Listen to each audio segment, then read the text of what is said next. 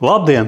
Mans vārds ir Andris, un šodien mums ir kārtēja ugunsdrošības instruktāža. Pamatojoties ugunsdrošības noteikumiem, katram darbiniekam reizi gadā ir jāaiziet ugunsdrošības instruktāžu savā darba vietā, un par ugunsdrošības instruktāžu jāparakstās ugunsdrošības instruktāžas žurnālā. Šodien mums teorētiskā apmācība, ugunsdrošības pasākumi objektā, tātad kas ir jādara, lai ugunsgrēks neizceļās objektā, un ja gadījumā ugunsgrēks būs izcēlies, kāda ir jūsu rīcība. Objekta telpās ir aizliegts novietot jebkādus priekšmetus evakuācijas ceļos, kā arī izvietot uz grīdas jebkādas dekorācijas, kas varētu traucēt cilvēkiem evakuēties. Pārbūvēt evakuācijas ceļus tā, lai jums it kā darba vietā būtu šķistu, ka jums ir vieglāk strādāt, bet tas traucētu ugunsdrošības pasākumiem ugunsgrēka laikā. Evakuācijas paredzētās durvis aizliegts aprīkot ar kāda veida aizdariem, slēdzenēm, tā, ka tās durvis mēs nevarētu laicīgi atvērt. Tātad nekādā gadījumā neaprīkojam durvis tā, ka viņas grūti atvarās no iekšpuses. Ceļus evakuācijas teritorija jāuztur lietošanas kārtībā. Varbūt jums kā darbiniekiem šķiet, ka kāda man darīšana, kas ārpusē teritorijā notiek. Bet nevienmēr atbildīgā persona pievērš uzmanību, kas ārpusē ir noticis. Tādēļ, ka jums kā darbiniekiem atnākot uz darbu, ejiet pa teritoriju, jāapskatās, vai nav kaut kāda ugunsdrošības pārkāpuma, kā piemēram, ja jūs uz darba vietu atbrauciet ar savu privāto transportu, jāskatās, kur jūs noliekat savu mašīnu, lai tā neatrastos uz kaut kāda ugunsdzēsības hidranta vai traucēt ugunsdzēsības transportam pārvietoties pa teritoriju. Tieši tāpat jāskatās, vai nav teritorija izlījuši kaut kādas šķidras degspējīgas vielas, vai automātiski atveramie vārti mums atverās arī rokas mehāniskā režīmā. Varbūt atkal jums kā darbiniekiem šķiet, ka tā nav mana darīšana, bet visiem sīkumiem jāpievērš uzmanība un par to jāpaziņo atbildīgai personai. Aizliegts izliet kanalizācijas sistēmā degspējīgas vielas un šķidrumus, aizliegts uzglabāt degspējīgus atkritumus tam neparedzētā vietā. Iespējami ugunsgrēka izcelšanās iemesli. Vairāk kā puse no ugunsgrēku izcelšanās iemesliem ir neuzmanīga rīcība ar uguni. Tātad cilvēku neuzmanības dēļ. Ir arī neuzmanīga smēķēšana, ļaunprātīga tīša dedzināšana, elektroierīču bojājumi un apkures ierīču bojājumi. Galvenie ugunsgrēka riski – rindīgas gāzes. Vairums cilvēku domā, ka viņu ugunsgrēka aiziet bojā sadegot. Tā nav. Tātad ugunsgrēka laikā izdalās tvana gāzes, ko ieelpojot cilvēki, ieelpojot dziļus 3-4 elpas vilcienus, viņi zaudē samaņu un aiziet bojā. Tādēļ, ja jūs atrodaties piedūmotā telpā, ja jums jāatstāj tā telpa, pieliekat kaut kādu drānas gabalu pie elpošanas ceļiem, var arī savu apģērbu un gar sienu atstājiet tās telpas.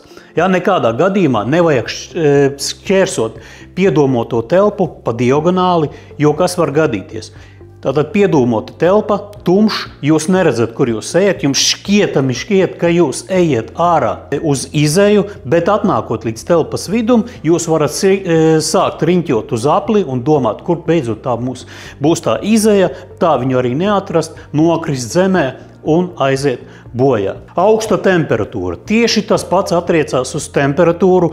Ja mēs ieelpojam karstu gaisu, mēs varam apdedzināt iekšējos elpošanas ceļus un arī aiziet bojā. Tādēļ obligāti vienmēr jāpieliek pie elpošanas ceļiem, kā drānas gabals, vēlams mitrs, lai mēs neaizietu bojā. Īss reaģēšanas laiks. Arī liela nozīme. Tam īsam reaģēšanas laiks, ko tas nozīmē? Tas nozīmē to, ja jūs atrodaties kaut kādā citā pavisam ēkas daļā, bet ugunsgrēks ir izcēlies pavisam citur, jums šķiet, ka mēs varam vēl pabeigt iesāktos darbus un pēc tam tikai evakuēties. Tā nav. Jāsaprot, ka ugunsgrēks izplatās ļoti ātri un jūs varat nepaspēt evakuēties. Ugunsgrēka trīsstūris. Tas nozīmē to, ka cilvēkiem atkal maldīgs priekšstats ir par to, ka, ja viņš atrodas piedūmotā telpā, viņš domā, es tūlītās atvēršu vaļā logu, tie dūmi man izvēdināsies, un es varēšu atrasties telpā joprojām un joprojām. Tā nav. Tātad jāsaprot, kas ir nepieciešams priekš ugunsgrēka. Ugunsgrēkam ir nepieciešamas 3 lietas. Tātad skābeklis, vienkārši parasts gaiss, temperatūra, karstums un arī materiāls, tas, kas deg. Ja kaut vienu no šiem faktoriem mēs noņemam no 3 stūra, ugunsgrēks mūs vienkārši nodziest. Darbinieku pienākumi, tie ir jūsu pienākumi, ir nepieļaut darbības, kas var novest pie ugunsgrēka. Elementāri ievērojam ugunsdrošības noteikumu. Zināt, kā jārīkojas ugunsgrēka gadījumā, par ko mēs šodien runājam. Iepazīties ar evakuācijas plāniem, tas krāsainās bildītes, kas jums atrodas pie sienām, pie izejām. Tātad tās evakuācijas plāni ir priekš jums domāti, lai jūs ar viņiem iepazītos jau saulaicīgi, nevis tad, kad jau notiek evakuācija. Uz evakuācijas plāniem ir daudz novderīga informācija, kā piemēram evakuācijas ceļi, ugunsdzēšana aparātu atrašanās vietas, sadales atslēgšanas vietas un tā tālāk. Trauksmes un ugunsgrēka gadījumā prast evakuēties, prast izsaukt atbildīgos dienestus, jāprot izstāstīt atbildīgiem dienestiem par objektā notiekošo un izprast ugunsdrošības zīmes. Tātad, ja mēs neredzam varbūt pa gabalu, ka tur atrodas ugunsdzēšanas aparāts, mums jāsaprot, ka tā zīme to norāda. Iekšējais ugunsdzēsības krāns atkal es varbūt neredzu, ka viņš tur ir, bet pēc tās zīmes es saprotu, ka tas ir ugunsdzēšanas krāns.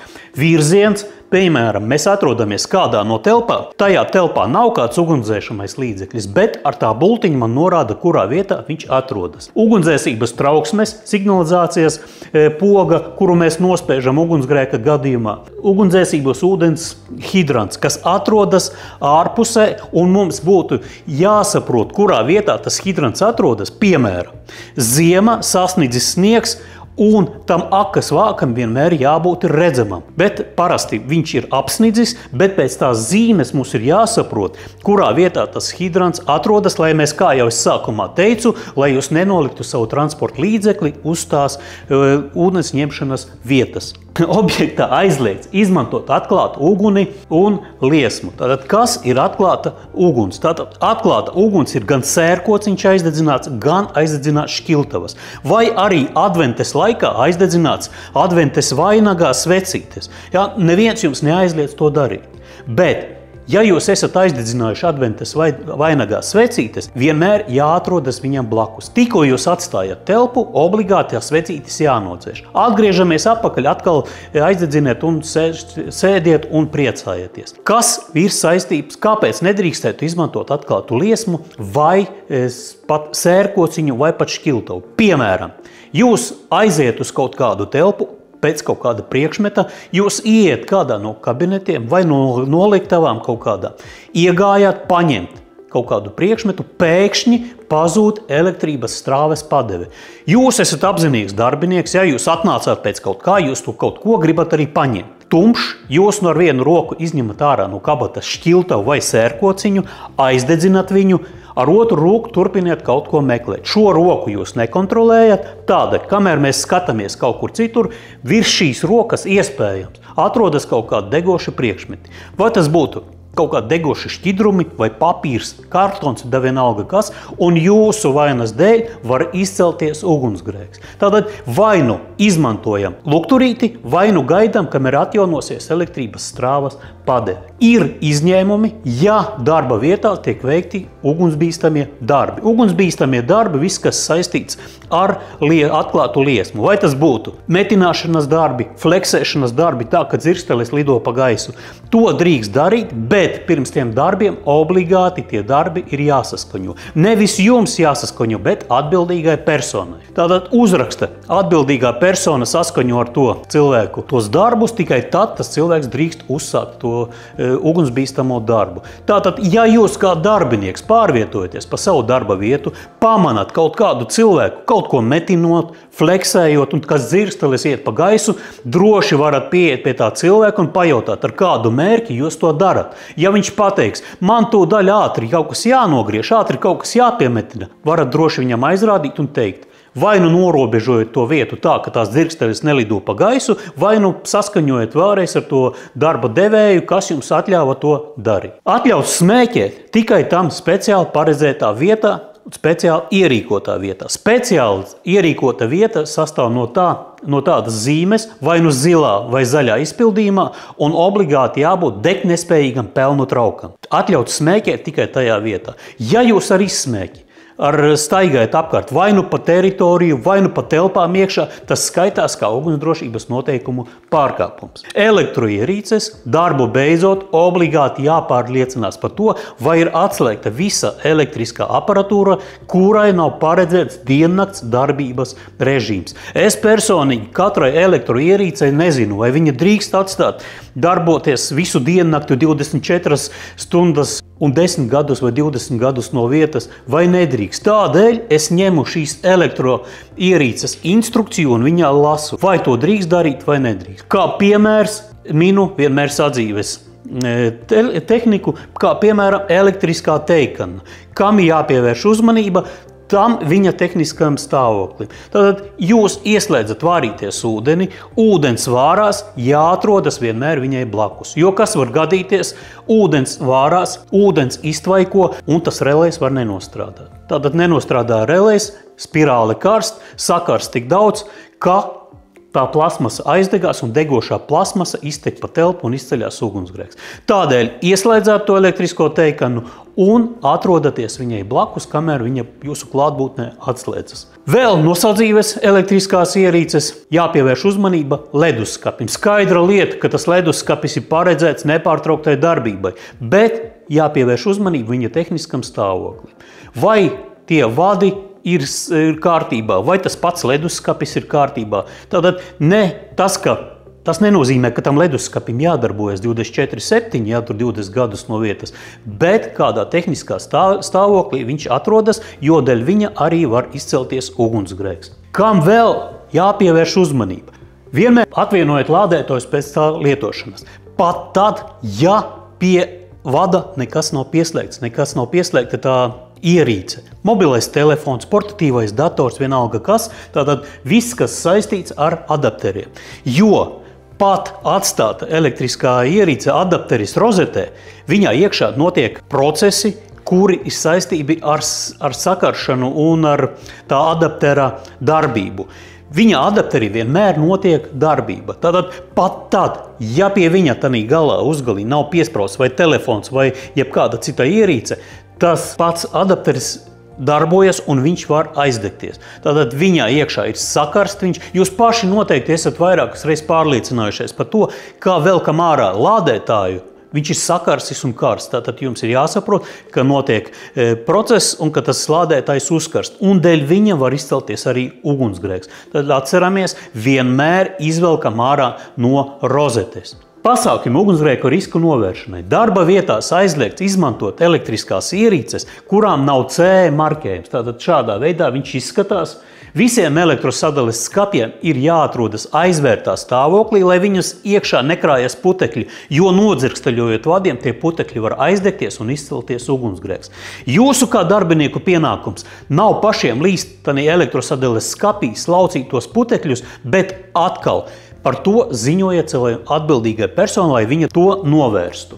Tātad aizliegts izmantot bojātas elektriskās ierīces, aizliegts lietot paštaisītus elektrotīklu aizsardzības drošinātājus. Nekādā veidā nevajag domāt, ka man regulāri sit ārā to automātu, es tulītās izdomāšu kaut ko savu un tas elektriskais drošinātājs man darbosies. Tātad lietojam tikai kalibrētas ierīces. Eksploatēt elektrisko ierīci, ja tā dzirksteļo. Piemēram, jūs atnākat uz savu darba vietu, iespraužat iekšā rozetē kaut kādu ierīci, sākumā nodzirksteļo, pēc tam it kā darbojas. Pēc tam velkam ārā atkal it kā sākumā pēc nodzirksteļo, pēc tam atkal viss ir kārtībā. Tas nozīmē, ka ar to elektroierīci kaut kas līdz galam nav kārtībā. Sauciet speciālistu, lai viņš apskatās, vai bojāta elektriskā ierīce, vai viņa ir jālabo, vai viņa ir jāmaina. Aizliegts izmantot vadus un kabeļus ar bojātu izolāciju. Tātad, ja jūs kaut ko tam līdzīgu redzat, obligāti viņa ir jāsalabo vai arī jānomaina. Nevajag pašiem iet un kaut ko mēģināt tur salabot, atkal paziņojam par to atbildīgai personai, lai viņa saremontē. Aizliegt novietot degspējīgus vielas un priekšmetus tuvāk par pusmetru no gaismas ķermeņiem. Tad tam ir jāpievērš uzmanība un aizliegts izmantot pagarinātājus, kas pilnīgi vai daļēji ir saritināti spolē. Tātad pirms mēs izmantojam elektriskos pagarinātājus, viņš obligāti jāizvelk ārā jāizvelk visā garumā, tikai tad mēs viņu eksploatējam. Jo kas var gadīties tā, ka pēc iespējas tuvāk tam iekšējam kodolam, tie vadi sakarst un dēļ viņiem var izcelties arī ugunsgrēks. Tātad izvelkam līdz galam, tikai tad viņu eksploatējam. Elektroenerģijas padeves pārtraukšana. Tātad objektā jābūt norīkotam atbilstošam speciālistam, kurš nepieciešamības gadījumā var pareizi un ātri atslēgt elektrību pilnīgi visam objektam vai pilnīgi visai ēkai, ja tas būs nepieciešams. Vai arī, ja būs nepieciešams atslēgt elektrisko strāvu kaut kādā no nelielām telpām, ir objektā automāti, kuri ir apzīmēti ar šādu zīmi, un ja jums ir paniskas bailes no elektrības, paši tur iekšā nelienat un paši neko neatslēdziet. Bet, ja ieradīsies ugunsdzēsēji, jums vajadzēs mutiski prast viņiem izstāstīt, kurā vietā to var izdarīt. Objektā jums ir uzstādīta automātiskā ugunsgrēka atklāšanas trauksmes signalizācijas sistēma. Tātad dūmu detektori, kas vajadzības gadījumā paziņo par ugunsgrēku vai par piedūmojumu. Kā arī ir uzstādīt trauksmes pogas, kuras jūs varat ieslēgt manuāli. Jums varbūt var šķist, priekš kam ir vajadzīgas gan trauksmes pogas, gan dūmu detektori, bet piekrītat man, ja būs izcēlies ugunsgrēks jūsu acu priekšā, jūs taču negaidīsiet, kamēr tie dūmi aizies līdz tam dūmu detektoram un ziņos par piedūmojumu. Tādēļ paši droši ejam klāt pie trauksmes pogas, piespiežam to trauksmes pogu un ziņojot arī pārējiem kolēģiem par izcēlušos ugunsgrēku. Kam ir jāpievērš uzmanība? Nav vienkārši, ka es piegāju pie tās pogas, piespiedu un viņa sāks darboties. Dažas pogas ir arī ar aizsargu vāciņu. Pirms viņas izmantošanas paceļam to aizsargu vāciņu, piespiežam nelielu piepūli, paturam, kamēr tā trauksmes poga mums iedarbosies un paziņos arī par trauksmi. Kam jāpievērš uzmanība saistībā ar signalizācijas sistēmu? Aizliegts novietot materiālus priekšmetus tuvāk par pusmetru līdz dūmu detektoriem. Tātad, ja jūs kādā no telpām krāmējat kaut kādus priekšmetus, neaizkrāmējam dūmu detektorus tā, lai viņi vajadzības gadījumā mums nostrādāja. Aizliegts piekārt un piekarināt priekšmetus pie sistēmām. Tas nozīmē, ja jums gribās izpušķot savu telpu, dariet to vienalga kādā veidā, bet nekādā gadījumā nekarinām klāt gan pie dūmu detektoriem, gan pie viņu kabeļiem, tā mēs varam viņus sabojāt un viņi var arī mums nedarboties. Aizliegts aizkraut pieejas pie uguns aizsardzības ierīcēm, tātad jūs redzat šeit trauksmes poga, kā arī ugunsdzēsības ūdenskrāns. Ugunsdzēšamais aparāts vienmēr jābūt brīvai pieejai, lai mēs vienkārši pieejam, izdaram tas, ka mums jādara. Nekādā gadījumā mums nekas nav jānostum, nekas nav jānoņem. Piegājām, izdarījām tas, kas mums ir vajadzīgs. Un aizliegts uzstādīt dūmu detektoriem aizsargu apvalkus. Kā jūs redzat šī bildītē, neviens, protams, tur speciāli neiet un neko nedara, bet ja jūs kā darbinieki pamanāt kaut ko tam līdzīgu, obligāti paziņojiet par to atbildīgai personai, jo jums jāsaprot, ka šajā gadījumā tas dūmu detektors nedarbojas. To neviens speciāli nedara, bet gadās tāda situācija, ka atnāk meistars apkārtam dūmu detektoram, darbojas varbūt kaut kādi putekļaini darbi, kaut ko griež, urp, vienalga, kas tur ir putekļi, tas meistars uzliek to aizsargu apvalku un tīri cilvēcīgi, aizējot projām, aizmirst viņu noņemt. Tādēļ, ja jūs kaut ko tam līdzīgi pamaniet, obligāti par to paziņojiet atbildīgai. Tie aizsarga vāciņi ir speciāli tādās spiltās krāsās, oranža, sarkana, dzeltena, tā, lai jums ar acīm, ejot pārvietojoties pa gaiteni, acis prasītos paskatīties uz augšu. Jūsu rīcībā atskanot ugunsgrēka trauksmes signalizācijas sistēmas signālu. Nekavējoties, pārtraukt jebkāda veida darbības un uzsākt evakuāciju. Neskatoties ne uz ko, vai jūs redzat piedūmojumu, vai jūs redzat uguni. Tātad, tikko atskan trauksme, uzreiz atstājam telpas.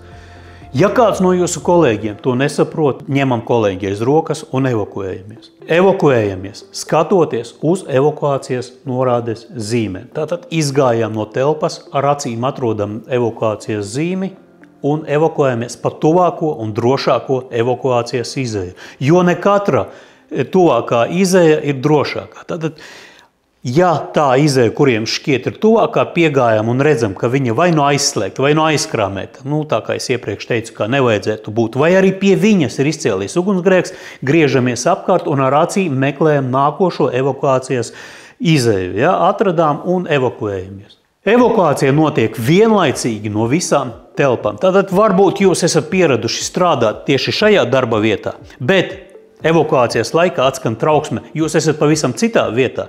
Tātad evakuējamies no tās vietas, kurā vietā jūs esat. Nevis atnākat uz savu darba vietu un evakuējaties tā, kā jūs esat līdz šim mācīti. Ja ir apdraudēti vai piedūmoti evakuācijas ceļi, par to jāpaziņo arī pārējiem saviem kolēģiem. Materiālās vērtības mēs evakuējam tikai tad, ja tas neapdraud jūsu dzīvību. Piemēram, jūs darba vieta ir šeit, jūs aizgājat uz labierīcībām vai nu pie sava kolēģa, atskan trauksme, nevajag atskriet uz savu kabinetu pēc materiālām vērtībām un skriet atpakaļ un evakuēties. Un izgājuši visi ārā, pulcējamies drošā pulcēšanās vietā, kas ir apzīmēta ar šādu zīmi. Visiem obligāti jāsapulcējas tajā vietā, varbūt kādam jāizsniedz pirmā medicīniskā palīdzība, gaidīt tiešā vadītāja rīkojumus. Kādēļ svarīgi sapulcēties drošā pulcēšanās vietā? Tādēļ, ka atbrauks ugunsdzēsēji, viņi noteikti pienāks uz to vietu un pajautās, vai visi kolēģi ir evakuējušies vai nav. Jūs apskatīsieties ar acīm apkārt, pateiksiet, mēs no rīta bijām 15, tagad ir 14. Ja? Ugunsdzēsēji ies iekšā tajās telpās un meklēs to vienu darbinieku. Varbūt tas darbinieks būs evakuējies pavisam pa tālāku evakuācijas izeju un viņam būs baigais slinkums aiziet uz to drošo pulcēšanās vietu un ugunsdzēsēji viņu meklēs, bet viņš būs evakuējies un pārējie kolēģi par to nezinās. Tādēļ obligāti jāatnāk uz drošu pulcēšanās vietu. Svarīga piezīme – neatgriežaties atpakaļ tad, kad jums nav atļauts. Nevis tā, ka man palika pēkšņi augsti vai līst lietus, es neredzu tur ne dūmus, ne uguni, es iešu atpakaļ turpināt strādāt un sildīties. Tad atgriežamies atpakaļ, kad jums ir atļauts.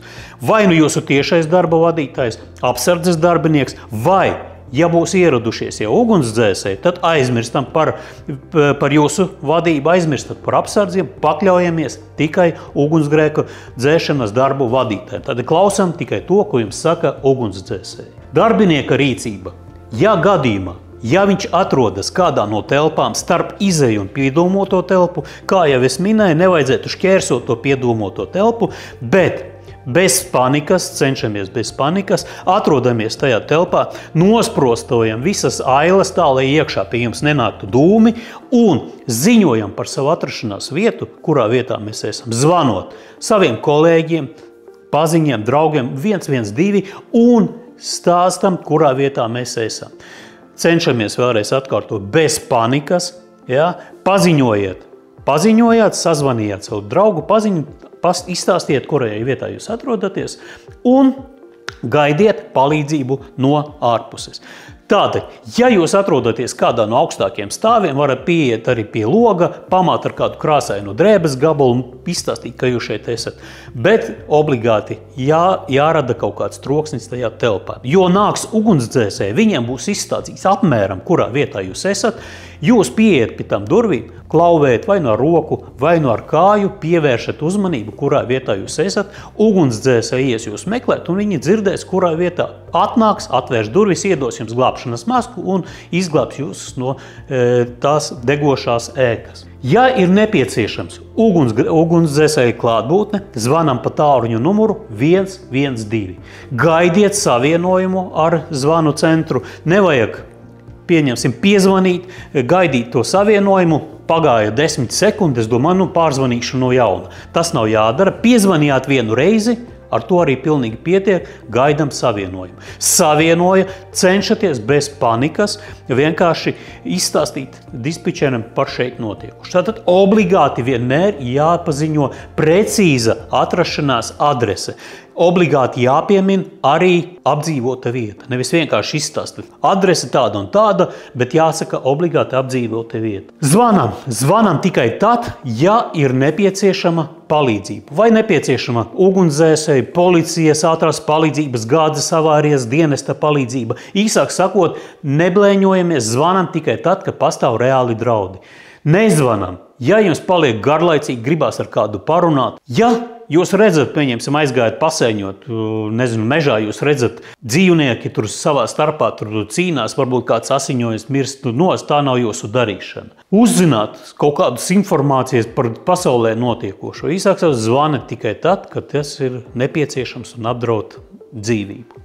Glābšanas dienesta sagaidīšana. Darbinieks, kurš sagaida valsts glābšanas dienestu, viņam vajadzētu prast norādīt informāciju par telpu, par vietu, kurā vietā ir izcēlies ugunsgrēks, vai ir cietušie objektā, varbūt kāds nav izglābies, tuvākās ūdensņemšanas vietas, kā un kurā vietā atslēgt elektrisko ierīci, evakuēt to darbinieku skaitu, kā es jau iepriekš teicu, tas ir drošā pulcēšanās vietā, un darbinieku pulcēšanās vietu, un informēt VOGD darbiniekus jau par objektā notiekušajām darbībām. Varbūt jūs jau esat atslēguši elektrību, varbūt jūs esat atslēguši kaut kādu tehnoloģisku ierīci, varbūt arī neesat, un kurā vietā to pareizi izdarīt. Ugunsgrēka dzēšana. Varbūt jūs līdz šim esat mēģinājuši jau dzēst ugunsgrēku. Ja esat to darījuši, ja jūs, piemēram, gribat uzsākt ugunsgrēka dzēšanu, jāņem vērā, ka tas nav jūsu pienākums.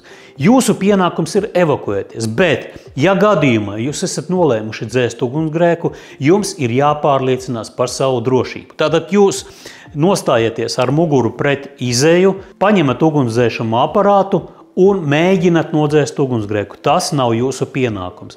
Jāsaprot, ka, ja gadījumā jūs uzsākat ugunsgrēka dzēšanu, to daram ne mazāk kā 2 cilvēku sastāvā, jo, ja jūs būsiet viens, jūs varbūt varat apjukt, zaudēt tur samaņu, otrs cilvēks vienmēr jums palīdzēs, pa 2 jūs tiksiet galā. Ugunsdzēšamie līdzekļi, tad par jums objektā ir parūpējušies, objekts jums ir aprīkots ar ugunsdzēšamiem līdzekļiem, kā arī ugunsdzēšamiem aparātiem, iekšējiem ugunsdzēsības krāniem, bet ko vajadzētu, kas jāņem vērā? Tad aizliegts ugunsdzēsības līdzekļi, tā skaitā ugunsdzēsuma aparātu, izmantot saimnieciskām darbībām. Tad daudzi cilvēki grēko ar ugunsdzēšamu aparātu, ka tiek izmantots viņš kā āmurs, veseris, pieņemsim, kaut ko ir jāpiedauzē, viņš viņu tur piedauza, kaut ko noliek apakaļ. Vislielākais grēks ir tāds, ka cilvēks atver kaut kādas durvis, un viņš vienmēr noliek to ugunsdzēšamu aparātu kā stuti kaut kādām durvīm, lai viņas stāvētu atvērtas. Bet jāsaprot, ka tās durvis tomēr verās ciet, ugunsdzēšamais aparāts var nokrist zemē, un viņš var sabojāties. Kas skaitās bojāts ugunsdzēšamais aparāts?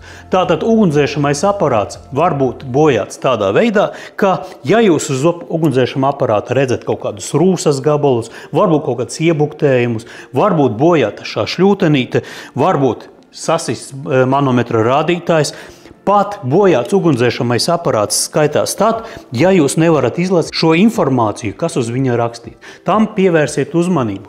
Jūs kā darbinieki, ja kaut ko tam līdzīgi pamanat, obligāti par to paziņojat savam darba devējam atbildīgai personai. Tātad šī gadījumā šis ir ugunsdzēšamais aparāts, pulveru ugunsdzēšamais aparāts. Viņi ir vai lielāki pārsvarā ir 6 kg, bet arī ir lielāki un mazāki ugunsdzēšami aparāti. Tātad plusi. Šis skaitās visefektīvākais ugunsdzēšamais aparāts. Ar viņu visātrāk, visefektīvāk nodzēst ugunsgrēku. Bet pirms ugunsgrēka dzēšanas jums ir jāsaprot to, ka ugunsdzēšamais aparāts nav paredzēts lielu ugunsgrēku dzēšanai. Viņš ir paredzēts ugunsgrēku dzēšanai viņa izcelšanās stadijā. Tātad šis ugunsdzēšamais aparāts, kā jau teicu, ir visefektīvākais ugunsdzēšamais aparāts, bet jāpievērš uzmanība, viņam ir savi plusi un savi mīnusi. Pluss ir tāds, ka ar viņu var nodzēst gandrīz praktiski visu, pat degošus metālus, atkarībā no ķīmiskā sastāvā, kas viņā iekšā ir. Pluss ir tāds, ka mēs varam dzēst ar viņu apmēram salīdzinoši no liela attāluma, apmēram no 4 metru attāluma, ja? Un nav mazāk iespējamība, ka tas ugunsgrēks mums attīstīsies no jauna. Mīnus ir tāds, ja mēs dzēšam ar šo ugunsdzēšamu aparātu, tā telpa, tā vieta, kurā vietā mēs būsim dzēsuši, būs balta netīra, gan mēs paši būsim saelpojušies ar to ķīmisko sastāvu, kas tur iekšā ir. Tādēļ nevajadzētu dzēst ugunsgrēku tajā telpā, kurai jūs atrodaties. Ja? Bet vēlreiz atgādinu, ka tas ir visefektīvākais ugunsdzēšamais aparāts. Ir arī CO2 ogļuskābās gāzes ugunsdzēšamais aparāts. Tātad viņus var atšķirt diezgan vienkārši. Šim ugunsdzēšamajam aparātam, pulvera ugunsdzēšamajam aparātam ir manometrs, šitam ugunsdzēšamajam aparātam manometra nekad nav. Un arī to var izlasīt uz informācijas norādes. Tātad atkal ir savi plusi, savi mīnusi. Pluss ir tāds, ka dzēšot ar šo ugunsdzēšamu aparātu, paliek tikai netīra tā vieta, kuru mēs dzēsam, kas dega. Bet pati ogļuskābā gāze vienkārši iztvaiko. Mīnus ir tāds, ka ja mēs uzsākam dzēšanu ar šo ugunsdzēšamu aparātu, mums jāpieiet pēc iespējas tuvāk degošai vietai, apmēram 1,5–2 metri. Bet, kā jau es iepriekš teicu, tā vieta paliek salīdzinoši tīrāka. Tādēļ šos ugunsdzēšamos aparātus izmanto tajās vietās, kur mēs gribam kaut ko saglabāt. Kā piemēram serveru telpās, elektrosadales skapjos, muzejos, kaut kādām dokumentu vietās, tad nodzēšam un tā vieta paliek tīra salīdzinoši. Ir arī F-klases ugunsdzēšami aparāti, viņi vairāk ir paredzēti ēdienu gatavošanas vietās. Tātad nekādā gadījumā nevajadzētu dzēst eļļas un degošus priekšmetus virtuvē ar ūdeni, jo tā mēs gan varam nodarīt ļaunumu gan sev, gan arī tajā vietā, kur mēs atrodamies. Bet izmantojam F-klases ugunsdzēšamu aparātu, piespiežam un nodzēšam, tur izsmidzinās tāds putu veida mākonītis, kas uzsēžas tos degošās eļļas, un tā eļļa mums noslāpst. Ugunsdrošais pārklājs. Tātad arī pārsvarā izmantojam tajās vietās, kur jānodzēš kaut kāds neliels ugunsgrēks, arī ēdienu gatavošanas vietās, un ne tikai var arī tādās vietās, kur ugunsgrēks neizplatās ļoti, ļoti liels. Izraujam mēs tām melnām lentītēm ārā un uzklājam virsu uz degošās vietas, izdaram tā, lai nepiekļūst klāt skābeklis un tas ugunsgrēks mums nodziest. Vēl ko aizmirsu pieminēt par ugunsdzēšamiem aparātiem. Ar šiem ugunsdzēšamiem aparātiem mēs varam droši dzēst elektriskās ierīces līdz 1000 valdiem, pa pirkstiem nedabūsim. Bet ne jau, protams, tā, ka piebāžam pie pašas rozetes, bet apmēram no metra attāluma dzēšam un drošībā, ka mums nekas pašiem ļauns nenotiks. Ja tomēr mēs esam uzsākuši dzēšanas darbus, ja tomēr mēs nolēmam to darīt, tātad jādzēš tieši tā vieta, kas deg, nevis tā vieta, kas liesma augšā un tie dūmi. Jāpieiet pie ugunsgrēka vietas tā, ka tas karstums un dūmi pūš no mums projām, tātad mums vējš pūš pakaus. Ja gadījumā mums ir jādzēš kaut kādas šķidras degošas vielas, tātad jādzēš no tās vietas, kas pil no kurienes ārā, nevis tas, kas jau ir nopilējis. Tātad tā mēs varam dzēst to degošo vietu ilgi, kamēr mēs nenodzēsīsim, no kurienes ārā viņš pil. Ja mums ir vairāki ugunsdzēšami aparāti kopā, dzēšam, izmantojam viņus visus kopā, jo tā būs ātrāk un efektīvāk. Neatstājam it kā mums šķietami nodzēstu vietu bez uzraudzības. Sagaidām, kamēr atbrauks ugunsdzēsēji, pārliecināsies, tiešām jūs esat pareizi to visu izdarījuši. Un, ja jūs gadījumā esat izmantojuši ugunsdzēšamu aparātu, nekad nenoliekat viņus vietā, tur, kur viņi atradās. Obligāti viņi ir jāapkopj, jāuzpilda un tikai tad noliekam apakaļ tur, kur viņi bija. Varbūt pārāk daudz briesmīgi jūs tagad izstāstīju jums par ugunsdrošību, bet ugunsdrošība var būt arī stilīga. Pārsvarā šeit stāstīja par to, ka mājās ir jāizmanto arī dūmu detektori. Dūmu detektorus cilvēki varbūt nelieto tādēļ, ka viņiem šķiet, ka viņiem interjerā tas neiedarās, bet ugunsdrošība var būt stilīga ar šādiem dūmu detektoriem. Dizainiski interjerā iedarās, gan arī pasargā jūs no ugunsgrēka un piedūmojam. Tātad gan skaisti, gan droši. Paldies par uzmanību!